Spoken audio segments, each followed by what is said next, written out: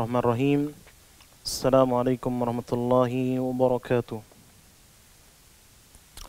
Alhamdulillahi rabbil alamin. Wabihi nasta'inuhu ala umuri dunya wad din. Wassalatu wassalamu ala rasulillahi wa ala alihi wa ashabihi wa man tabi'ahum bi ihsanin ila yaumiddin. Amma ba'd. Ikhwani, azani Allah wa iyyakum ajma'in. Para pemirsa yang semoga senantiasa dirahmati dan dimuliakan oleh Allah Subhanahu wa taala. Alhamdulillah, segala puji bagi Allah Subhanahu wa taala kita panjatkan atas segala limpahan nikmat dan rahmat dari Allah Subhanahu wa taala, sehingga pada kesempatan yang berbahagia ini, yang penuh berkah ini, Allah Subhanahu wa taala masih memberikan kesempatan bagi kita untuk kembali mempelajari ayat-ayat Allah Subhanahu wa taala. Ya, terlebih saat ini Allah Subhanahu wa taala menurunkan rahmatnya kepada kita semua berupa air hujan, yang dimana Nabi sallallahu alaihi wasallam telah mengabarkan kepada kita bahwasanya salah satu waktu mustajab adalah ketika turunnya hujan. Ya, maka kita bersama-sama berdoa kepada Allah Subhanahu wa taala, semoga Allah Subhanahu wa taala segera mengangkat wabah penyakit corona yang menimpa sebagian besar manusia di seluruh muka bumi ini. Terlebih tidak lama lagi atau sekitar 9 hari lagi kita akan berjumpa dengan bulan Ramadan. Tentunya kita merindukan momen-momen di mana kita beribadah kepada Allah Subhanahu wa taala di bulan Ramadan. Sebagaimana kita perhatikan sudah ada himbauan dari pemerintah bahwasanya kita dianjurkan untuk tidak mengerjakan salat tarawih berjamaah di masjid. Tapi para jamaah sekalian, sebenarnya masih ada kesempatan bagi kita kalau kita mau bersama-sama saling tolong menolong mengikuti himbauan pemerintah. Insyaallah Allah Subhanahu wa taala akan mengangkat wabah penyakit tersebut. Ya, kalaupun tidak, kita tetap berhusnuzan kepada Allah Subhanahu wa taala, karena kaidah mengatakan al khairu fi makhtarahu Allahu lana. Yang terbaik adalah apa yang dipilihkan oleh Allah Subhanahu wa taala bagi kita. Ya, walaupun kita berharap kita bisa bersama dengan bulan Ramadan tanpa adanya wabah penyakit ini, dengan segala ibadah, ketaatan yang kita kerjakan kepada Allah Subhanahu wa taala. Walaupun sebenarnya pemirsa sekalian, ikhwani a'azakumullah, ibadah yang dikerjakan dalam kesendirian lebih menjaga keikhlasan. Akan tetapi terkadang ketika kita mengerjakan suatu ibadah secara beramai-ramai, semangat kita dalam mengerjakan ibadah berbeda dengan semangat kita ketika kita mengerjakan ibadah dalam kesendirian. Walaupun tentunya kita tetap harus menjaga niat-niat kita yang dapat merusak amalan tersebut. Maka dari itu, pemirsa sekalian dirahmati dan dimuliakan oleh Allah Subhanahu wa taala, kita terus berdoa dan berharap kepada Allah Subhanahu wa taala semoga Allah Subhanahu wa taala segera mengangkat wabah penyakit ini sehingga kita bisa menunaikan ibadah kita di bulan Ramadan secara maksimal. Baik, pemirsa sekalian dirahmati dan dimuliakan oleh Allah Subhanahu wa taala, bulan Ramadan tidak terasa tinggal 9 hari lagi akan menyapa kita semua. Kita berdoa bersama-sama kepada Allah Subhanahu wa taala, Allahumma ballighna Ramadan. Ya Allah, sampaikanlah umur kami pada bulan Ramadan tahun ini dan berikanlah kami kekuatan dan keistiqomahan untuk menjalankan ketaatan dan ibadah kepadamu, dan bantulah kami ya Allah, berikanlah kami taufik untuk bisa memaksimalkan bulan Ramadan tahun ini dengan sebaik-baiknya. Pemirsa sekalian rahmati dan dimuliakan oleh Allah Subhanahu wa taala, Di pertemuan yang lalu kita telah membahas bagian kedua dari surah An-Nazi'at, dan insyaallah pada kesempatan yang mulia ini kita akan melanjutkan pembahasan kita ke bagian yang terakhir, yaitu bagian ketiga dari surat An-Nazi'at ini, di mana di bagian ini ya Allah Subhanahu wa taala berfirman, yas'alunaka 'anis sa'ati ayyana mursaha. Mereka bertanya kepadamu, wahai Muhammad, kapankah kiamat tersebut akan terjadi. Yas'alunak, ya firman Allah Subhanahu wa taala, yas'alunak, mereka bertanya kepadamu, yaitu para manusia, sebagian besar manusia bertanya kepadamu, kapankah hari kiamat tersebut terjadi? Sebagaimana Allah Subhanahu wa taala berfirman di dalam ayat yang lain, yas'alukan nasu 'anis sa'ah. Para manusia bertanya kepadamu tentang hari kiamat. Kata Allah, qul innama ilmuha 'indallah. Katakanlah, sesungguhnya hari kiamat itu atau ilmu tentang hari kiamat atau kapan terjadinya hari kiamat itu ada di sisi Allah Subhanahu wa taala. Wa ma yudrika la'alla as-sa'ata qariba. Bisa jadi kiamat tersebut sudah dekat, kata Allah Subhanahu wa taala. Dan pertanyaan kepada Nabi sallallahu alaihi wasallam tentang hari kiamat ini terbagi menjadi dua. Para manusia yang bertanya kepada Nabi Muhammad sallallahu alaihi wasallam tentang kapan terjadinya hari kiamat tersebut terbagi menjadi dua.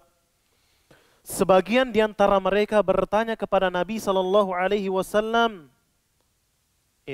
Mereka bertanya kepada Nabi sallallahu alaihi wasallam kapan hari kiamat tersebut terjadi, hanya untuk mengingkari tentang terjadinya hari kiamat tersebut, dan tidak diragukan lagi bahwasanya yang seperti ini termasuk bentuk kekufuran kepada Allah Subhanahu wa taala. Sebagaimana yang Allah Subhanahu wa taala kisahkan tentang orang-orang yang tidak beriman dengan hari kiamat. Allah Subhanahu wa taala berfirman di dalam Al-Qur'an, yasta'jilu biha alladhina la yu'minuna biha. Orang-orang yang tidak beriman dengan hari kiamat itu meminta agar kiamat tersebut disegerakan.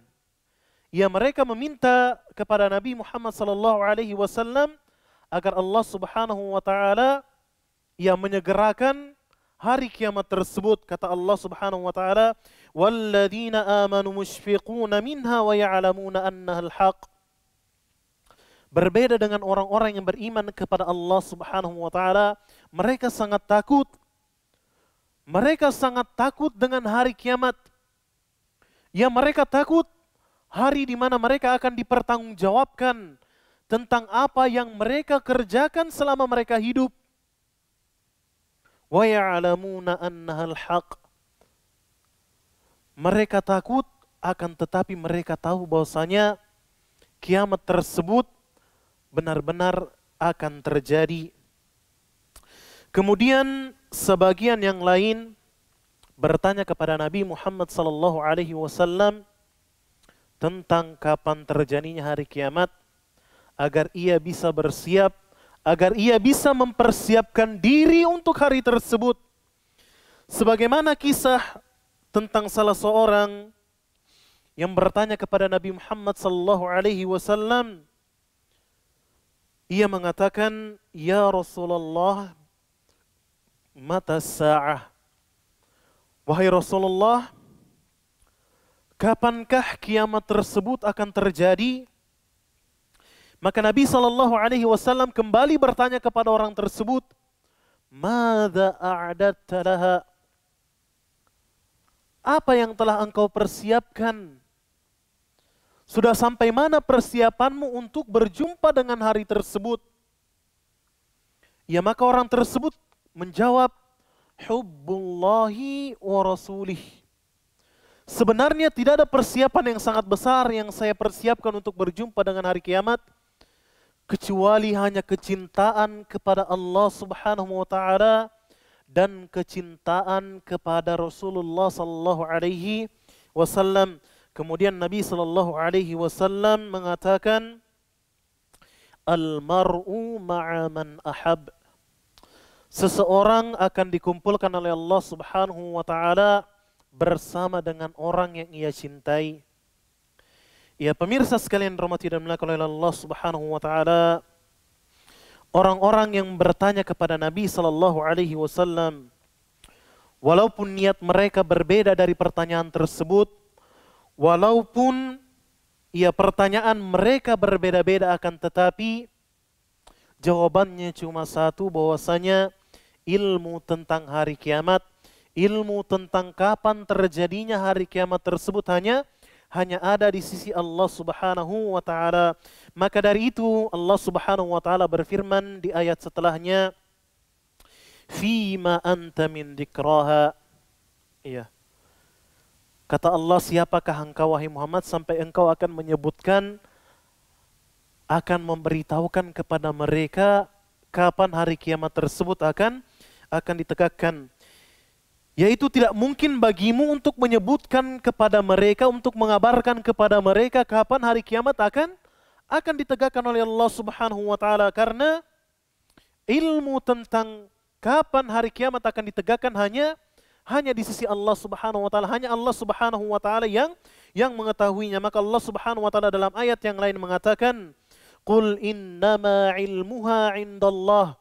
Sesungguhnya ilmu tentang hari kiamat hanya ada di sisi Allah Subhanahu wa taala. Tidak ada seorang pun, siapapun dia di antara makhluk-makhluk Allah Subhanahu wa taala, tidak ada yang mengetahui kapan kiamat akan ditegakkan oleh Allah Subhanahu wa taala. Makanya para jemaah sekalian, ketika disebutkan dalam salah satu hadis yang terkenal tentang malaikat Jibril yang bertanya tentang pokok-pokok ajaran Islam, tentang Islam, iman dan ihsan. Salah satu pertanyaan dari malaikat Jibril alaihissalam kepada Nabi sallallahu alaihi wasallam, yaitu malaikat Jibril mengatakan kepada Nabi Muhammad sallallahu alaihi wasallam, "Akhbirni 'anis sa'ah." Wahai Muhammad, kabarkan kepadaku tentang hari kiamat. Kabarkan kepadaku kapan hari kiamat akan ditegakkan.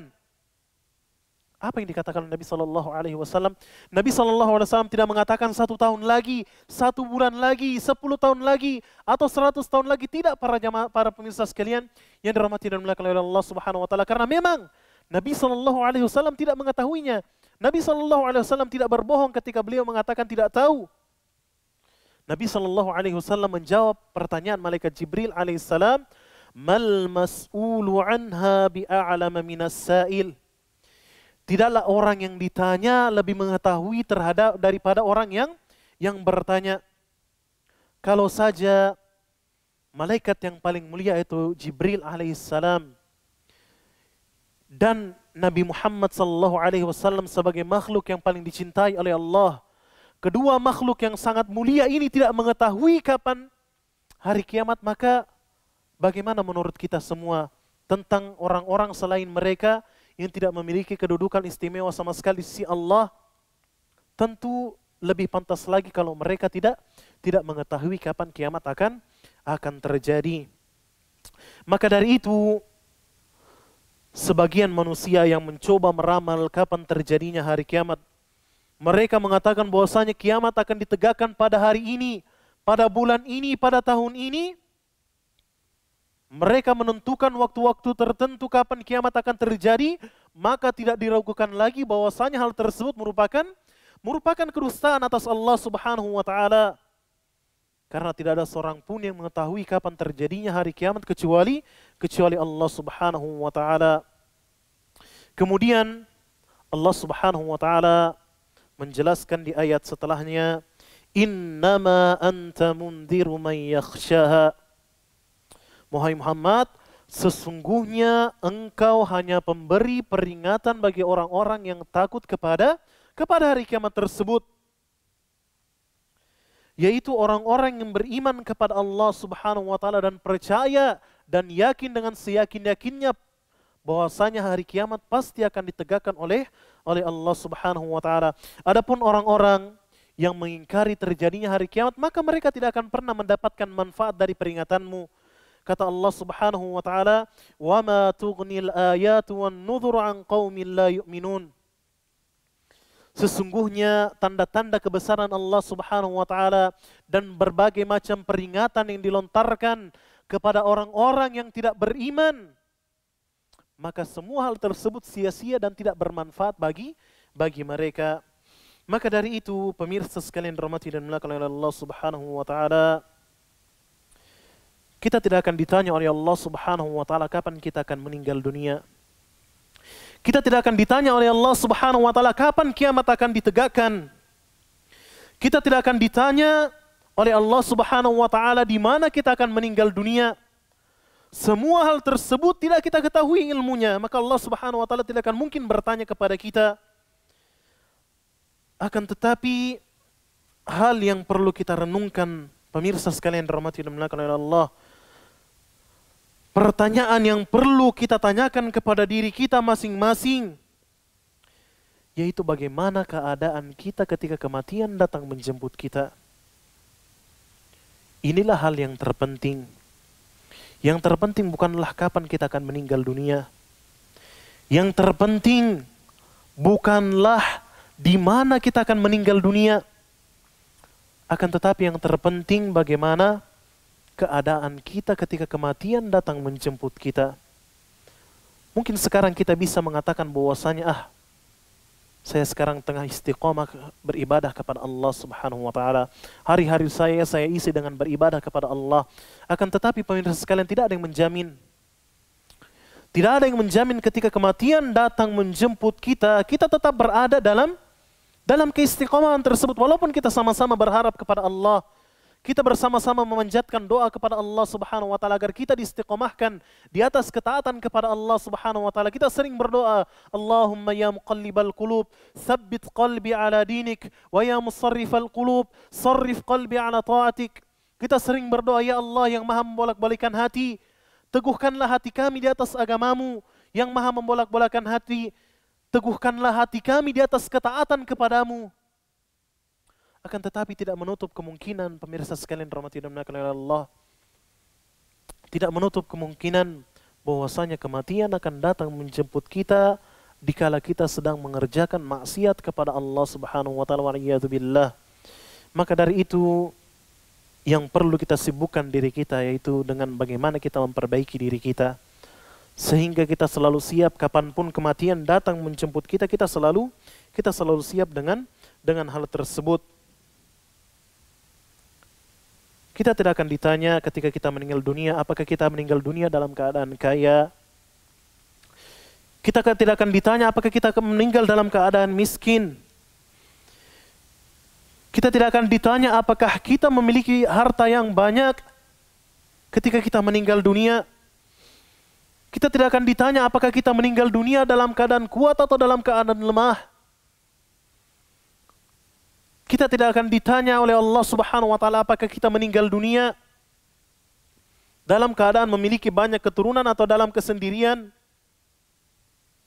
Kita tidak akan ditanya tentang hal tersebut. Karena kita tidak tahu, pemirsa sekalian dirahmati dan dimuliakan oleh Allah Subhanahu wa taala. Kita tidak tahu kematian atau kapan kematian akan menjemput kita. Kita tidak tahu kapan kematian akan menjemput kita, maka dari itu kita harus mempersiapkan diri kita. Karena kita tidak bisa menunda apabila malaikat maut telah datang menjemput nyawa kita. Kita tidak bisa menolak panggilan tersebut. Kita tidak bisa menolak hal tersebut. Kita tidak bisa mengatakan kepada malaikat maut, tunggu sampai saya istiqamah beribadah kepada Allah. Yang bisa kita lakukan adalah hanya senantiasa berharap dan mempersiapkan diri sembari berdoa kepada Allah Subhanahu wa taala. Semoga Allah Subhanahu wa taala mewafatkan kita dalam keadaan husnul khatimah.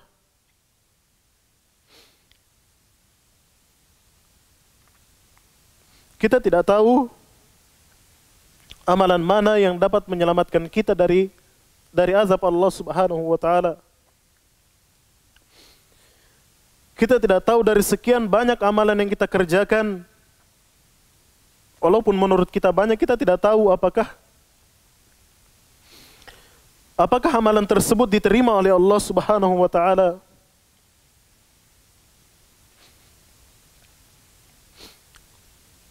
Kita tidak tahu dari sekian banyak amalan yang telah kita kerjakan, apakah semua amalan tersebut telah kita ikhlaskan kepada Allah? Apakah amalan-amalan yang telah kita kerjakan tersebut sesuai dengan petunjuk Rasulullah sallallahu alaihi wasallam? Ataukah ibadah-ibadah tersebut masih kita kerjakan hanya untuk mendapatkan pujian dari manusia? Ataukah amalan-amalan tersebut kita kerjakan hanya untuk mendapatkan bagian dari dunia yang hina ini? Sebagaimana Allah Subhanahu wa taala mengabarkan tentang orang-orang yang berbangga-bangga tentang amalan yang telah mereka kerjakan. Kata Allah Subhanahu wa taala, "Wa qadimna ila ma 'amilu min 'amal." Kami hadapkan kepada mereka amalan-amalan yang sangat banyak yang mereka bangga dengan amalan tersebut. Kata Allah Subhanahu wa taala, "Faj'alnaha haba'an mansura." Kemudian kami jadikan amalan yang banyak tersebut seperti debu yang bertebaran. Maka dari itu pemirsa sekalian rahmati dan dimuliakan oleh Allah Subhanahu wa taala, jangan sibukkan kita dengan pertanyaan kapan kita akan meninggal. Jangan pernah sibukkan diri kita tentang pertanyaan di mana kita akan meninggal dunia, di mana kematian akan datang menjemput kita. Karena kata Allah Subhanahu wa taala yang maha benar telah mengatakan kepada kita, "Wa ma tadri nafsum bi ayyi ardin tamut." Tidak ada satu jiwa pun yang mengetahui di bumi mana kematian akan datang menjemputnya. Yang jelas kata Allah Subhanahu wa taala, "Kullu nafsin dha'iqatul maut." Setiap yang berjiwa, setiap yang merasakan kehidupan, pasti suatu saat nanti akan merasakan yang namanya kematian. Betapa banyak pemirsa sekalian yang dirahmati dan dimuliakan oleh Allah Subhanahu wa taala, orang yang mengendarai kendaraannya keluar dari rumahnya dalam keadaan sehat walafiat. Tidak ada satu penyakit pun yang ia derita. Akan tapi ketika ia pulang ke rumahnya, ia tidak lagi mengendarai kendaraan tersebut. Yang datang ke rumahnya hanya ambulans yang membawa jenazahnya pulang ke rumahnya. Betapa banyak kita dapati orang-orang yang berkata kepada keluarganya, "Siapkan saya makan malam, siapkan saya makan siang." Akan tetapi belum sempat ia mencicipi makanan tersebut, kematian lebih dulu menjemputnya. Semua hal tersebut pemirsa sekalian rahmati dan dimuliakan oleh Allah Subhanahu wa taala, sering kita saksikan. Ini bukan cerita dongeng, ini bukan cerita khayalan. Maka dari itu jangan pernah kita tertipu dengan nikmat kesehatan yang kita miliki. Jangan katakan, nanti saja saya bertobat. Jangan katakan nanti saja saya mau bertobat kepada Allah Subhanahu wa taala ketika saya berusia tua. Karena kita tidak tahu apakah umur kita akan sampai kepada usia tersebut atau tidak. Pemirsa sekalian rahmati dan dimuliakan oleh Allah Subhanahu wa taala, maka dari itu Allah Subhanahu wa taala dalam akhir ayat ini menyebutkan kepada kita, ka'annahum yawma yarawnaha lam yalbathu illa 'ashiyatan aw duhaha. Seakan-akan ketika mereka melihat hari kiamat tersebut terjadi, seakan-akan mereka tidak hidup di dunia ini kecuali 'ashiyatan aw duhaha, kecuali mereka hidup hanya di waktu sore atau di waktu duha. Artinya kehidupan ini sangat singkat. Seakan-akan kita hanya hidup setengah hari. Bayangkan tidak terasa, ya, seperti baru-baru saja kita menginjak usia TK. Seakan-akan semua itu baru terjadi. kita menginjak usia SD, SMP, SMA, kuliah, kemudian setelah itu menikah dan punya anak, waktu tersebut sangat cepat berlalu. Walaupun kita tidak tahu waktu tersebut kita isi dengan ketaatan atau kemaksiatan kepada Allah Subhanahu wa taala. Yang jelas waktu tersebut berlalu begitu saja sangat cepat. Pemirsa sekalian rahmati dan dimuliakan oleh Allah Subhanahu wa taala, ketika kita bertanya kepada diri kita berapa tahun telah berlalu dari umur kita, tidak terasa 20 tahun, 30 tahun, 40 tahun telah berlalu dari umur kita, tidak terasa. Maka dari itu maha benarlah Allah Subhanahu wa taala yang mengatakan dalam ayat ini, ka'annahum yawma yarawnaha lam yalbathu illa 'ashiyatan aw duhaha. Ketika mereka melihat hari kiamat ditegakkan, seakan-akan mereka hidup di dunia ini hanya setengah hari saja. Pemirsa sekalian dirahmati dan dimuliakan oleh Allah Subhanahu wa taala, itulah tadi ya pembahasan dari surat An-Nazi'at. Kemudian kita ambil sedikit surah setelahnya, itu surat Abasa, ya surat yang datang setelah surat An-Nazi'at. Ya, dan surat Abasa ini pemirsa sekalian dirahmati dan dimuliakan oleh Allah Subhanahu wa taala juga termasuk surah Makkiyah. Sebagaimana telah kita jelaskan bahwasanya di antara karakteristik atau ciri-ciri surah Makkiyah adalah berbicara tentang akidah, tentang keimanan. Dan Allah Subhanahu wa taala dalam ayat ini, khususnya di bagian akhir dari surat Abasa, Allah Subhanahu wa taala kembali mengingatkan kepada kita tentang hari kiamat, ya hari di mana manusia akan dibangkitkan oleh Allah Subhanahu wa taala, hari di mana seseorang akan berlari dari saudara, anak-anaknya, ibu bapaknya. Semua orang tersibukkan dengan urusannya masing-masing. Pemirsa sekalian rahmati dan dimuliakan oleh Allah Subhanahu wa taala, surat Abasa ini diturunkan oleh Allah Subhanahu wa taala sebagai teguran dari Allah Subhanahu wa taala kepada Nabi Muhammad sallallahu alaihi wasallam yang berpaling dari sahabat yang mulia Abdullah bin Ummi Maktum radhiyallahu an, salah seorang sahabat Nabi sallallahu alaihi wasallam yang buta, yang termasuk juga salah satu muazzin Nabi sallallahu alaihi wasallam.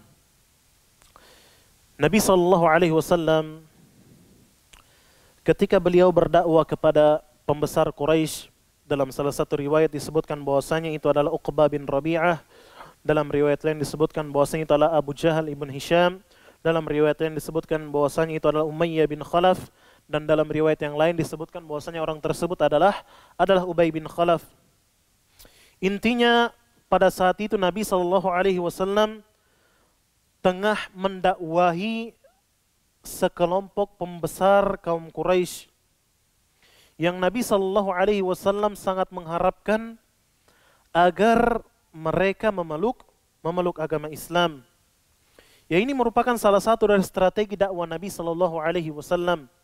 Nabi sallallahu alaihi wasallam bukannya tidak mau mendakwahi orang-orang rendahan, akan tetapi yang ada di pikiran Nabi sallallahu alaihi wasallam adalah kalau saja beliau berhasil mendakwai pembesar-pembesar kaum dan mereka telah mau menerima ajaran Islam ini, maka orang-orang yang rendah, orang-orang bawahan, maka mereka akan mengikuti pemimpin mereka, yaitu pembesar kaum mereka. Maka dari itu Nabi sallallahu alaihi wasallam juga ketika dikisahkan beliau Nabi sallallahu alaihi wasallam berdakwah ke Taif, beliau mendakwahi pembesar Taif. Walaupun ujung-ujungnya Nabi sallallahu alaihi wasallam diusir dari kota tersebut. Ya, akan tetapi begitulah strategi Nabi sallallahu alaihi wasallam. Dan juga ketika musim haji, Nabi sallallahu alaihi wasallam menanti momen tersebut untuk mendakwahi para pembesar kaum yang turut mengikuti atau melaksanakan ibadah haji, agar Nabi sallallahu alaihi wasallam bisa mendakwai mereka sehingga mereka mendakwakan Islam ketika mereka pulang kepada kaum mereka. Kemudian di tengah Nabi sallallahu alaihi wasallam mendakwai pembesar Quraisy tersebut, ia datang seorang yang buta kepada Nabi sallallahu alaihi wasallam, yaitu sahabat yang mulia Abdullah bin Ummi Maktum radhiyallahu an. Beliau mengatakan kepada Nabi sallallahu alaihi wasallam, "Arsyidni ya Rasulullah, arsyidni ya Rasulullah, berikanlah aku petunjuk." Dalam riwayat yang lain, Abdullah ibn Ummi Maktum berkata kepada Nabi sallallahu alaihi wasallam, "Alimni mimma 'allamaka Allah." Ajarkan kepadaku apa saja yang telah diajarkan Allah Subhanahu wa taala kepadamu. Akan tetapi Nabi sallallahu alaihi wasallam ketika mendengar perkataan tersebut, Nabi sallallahu alaihi wasallam langsung bermuka masam. Turunlah firman Allah Subhanahu wa taala, "Abasa wa tawalla." Ia bermuka masam dan berpaling. Ayat ini diturunkan oleh Allah Subhanahu wa taala sebagai teguran kepada Nabi sallallahu alaihi wasallam. Karena Nabi sallallahu alaihi wasallam ia telah bermuka masam ketika salah seorang rendahan, apalagi orang yang buta seperti Abdullah ibn Ummi Maktum datang kepada Nabi sallallahu alaihi wasallam untuk didakwai, akan tetapi Nabi sallallahu alaihi wasallam bermuka masam. Ia wajah beliau mengkerut seakan-akan beliau tidak suka dengan apa yang dikatakan oleh Abdullah bin Ummi Maktum. Di dalam Al-Quran banyak sekali kita dapati Allah Subhanahu wa taala menegur Nabi Muhammad sallallahu alaihi wasallam. Akan tetapi ya pemirsa sekalian rahmati dan dimuliakan oleh Allah Subhanahu wa taala, yang perlu diyakini, Allah Subhanahu wa taala menegur Nabi Muhammad sallallahu alaihi wasallam bukan karena Allah Subhanahu wa taala benci kepada Nabi Muhammad sallallahu alaihi wasallam.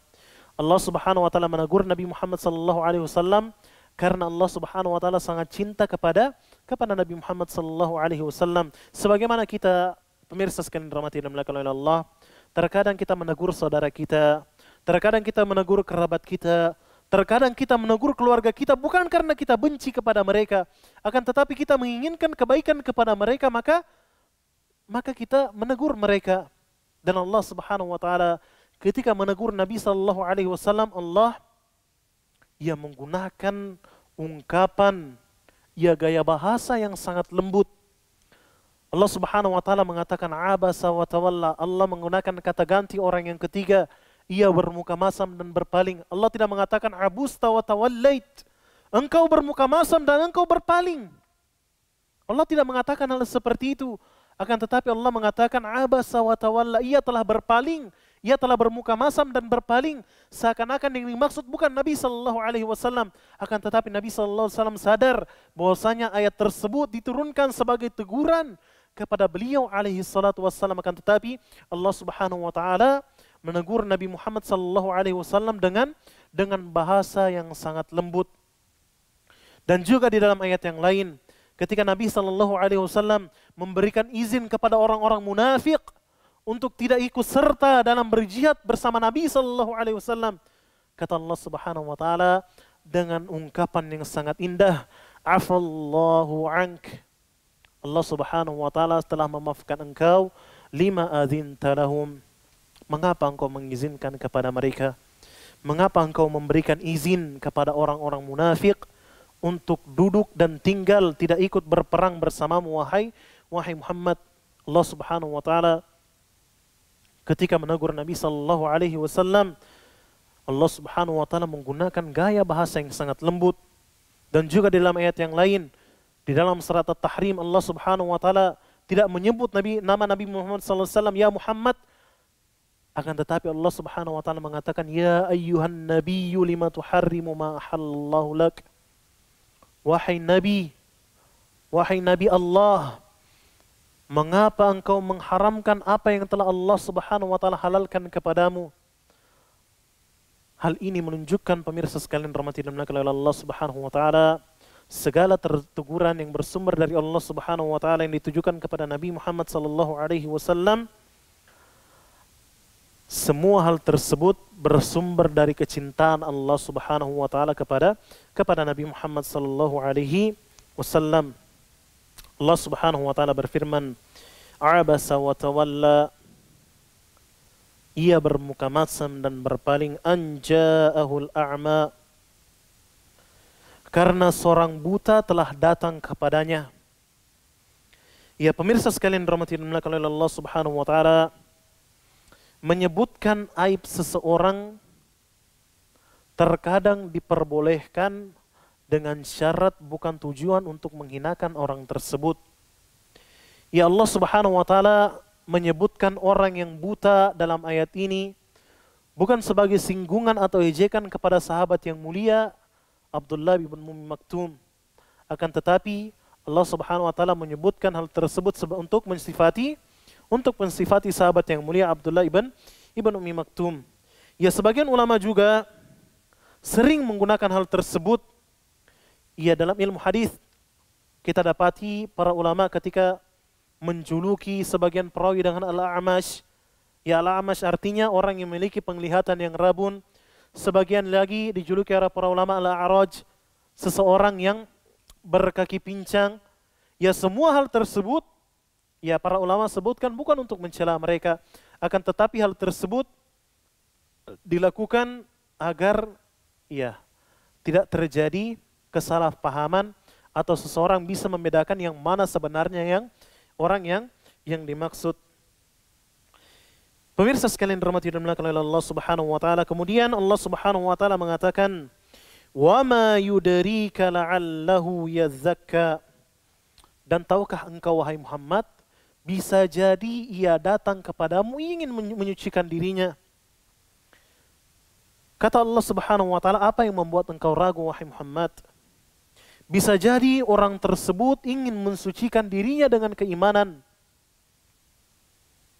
Ia ingin mensucikan dirinya dari berbagai macam dosa dan akhlak-akhlak yang buruk yang ia miliki.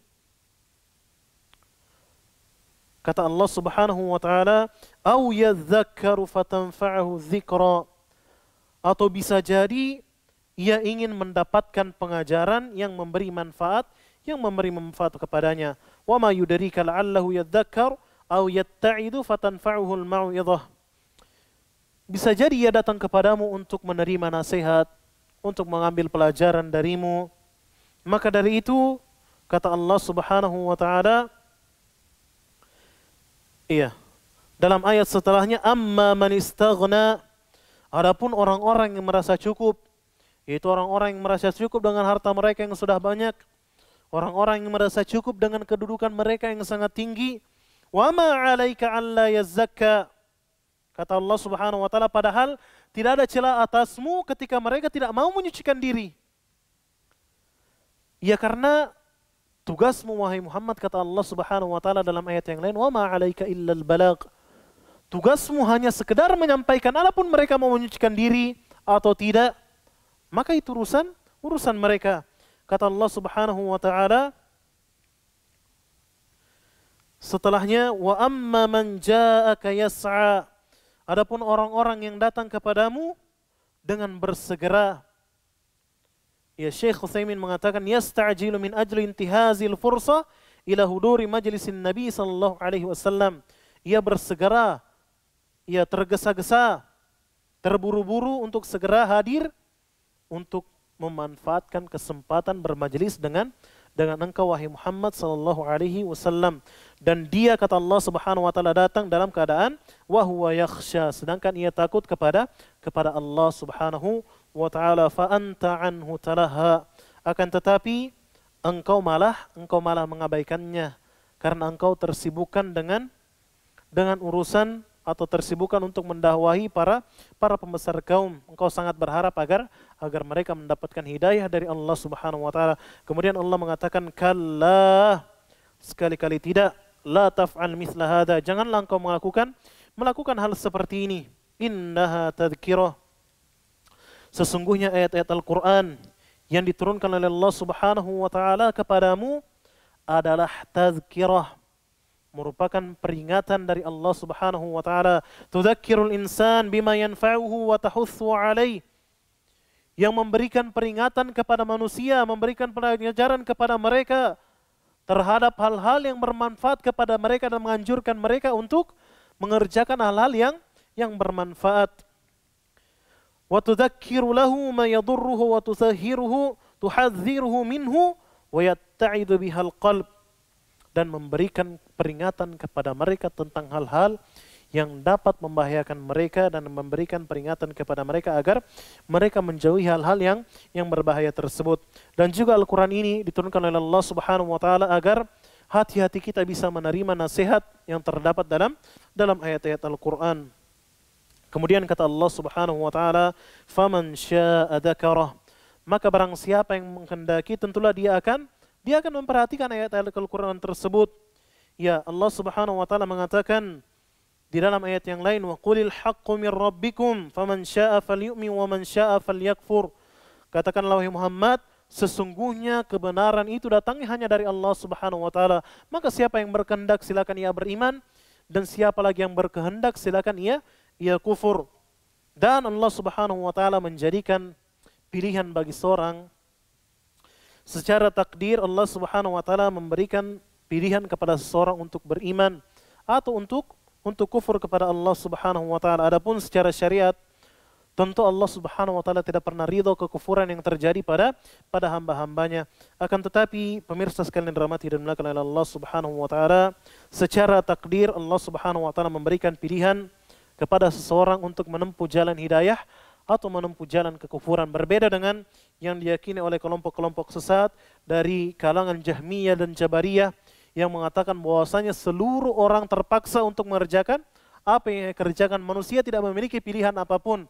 Ini merupakan pemahaman yang salah, karena Allah Subhanahu wa taala mengatakan dalam ayat ini, "Faman syaa'a dzakarah." Orang-orang yang mau pasti mereka akan memperhatikan dakwamu wahai Muhammad.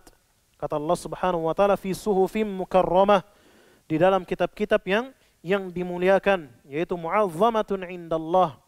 Dalam kitab-kitab yang diagungkan di sisi Allah Subhanahu wa taala, marfu'atin mutahharah, yang ditinggikan dan disucikan, bi aidi safarah, di tangan para utusan, yaitu para malaikat kiramim bararah, malaikat yang mulia lagi berbakti kepada Allah Subhanahu wa taala. Pemirsa sekalian rahmati dan dimuliakan oleh Allah Subhanahu wa taala, salah satu pelajaran penting yang perlu kita perhatikan, ya, apalagi kita sebagai dai yang menyeru kepada agama Allah Subhanahu wa taala, pelajaran terpenting bagi kita adalah ketika seseorang datang kepada kita dengan bersungguh-sungguh, ia sangat bersemangat untuk mengambil ilmu dari kita, maka kita harus meluangkan waktu untuk menyampaikan apa yang kita miliki untuk orang tersebut. Iya, tanpa melihat status dan kedudukan seseorang, karena Allah Subhanahu wa taala, kata Nabi sallallahu alaihi wasallam, "Innallaha la yanzuru ila suwarikum amwalikum walakin yanzur ila qulubikum wa amalikum." Sungguhnya Allah Subhanahu wa taala tidak melihat kepada bentuk rupa kalian dan tidak melihat kepada harta-harta kalian, akan tetapi yang dilihat oleh Allah Subhanahu wa taala, yang dilihat oleh Allah Subhanahu wa taala adalah hati-hati kalian dan amalan-amalan mereka. Maka dari itu ketika ada seorang yang datang kepada kita dengan bersemangat, maka kalau kita memiliki waktu yang luang, silakan luangkan waktu kita untuk menyampaikan apa yang telah kita ketahui kepada orang tersebut. Semoga Allah Subhanahu wa taala memudahkan kita untuk mengamalkan apa yang telah kita pelajari pada kesempatan kali ini, dan semoga Allah Subhanahu wa taala mengampuni kesalahan yang telah kami sampaikan pada majelis kali ini, dan semoga Allah Subhanahu wa taala mengampuni dosa-dosa kita yang telah lalu, baik yang kita sengaja maupun yang kita tidak sengaja, dan semoga Allah Subhanahu wa taala menyampaikan umur kita sampai ke bulan Ramadan dan memudahkan kita untuk memaksimalkan bulan Ramadan tahun ini dengan berbagai macam amalan dan ketaatan kepada Allah Subhanahu wa taala. Kita tutup majelis kita pada kesempatan kali ini dengan doa kafaratul majelis. Subhanakallahumma rabbana bihamdik, asyhadu an la ilaha illa ant, astaghfiruka wa atubu ilaik. Assalamualaikum warahmatullahi wabarakatuh.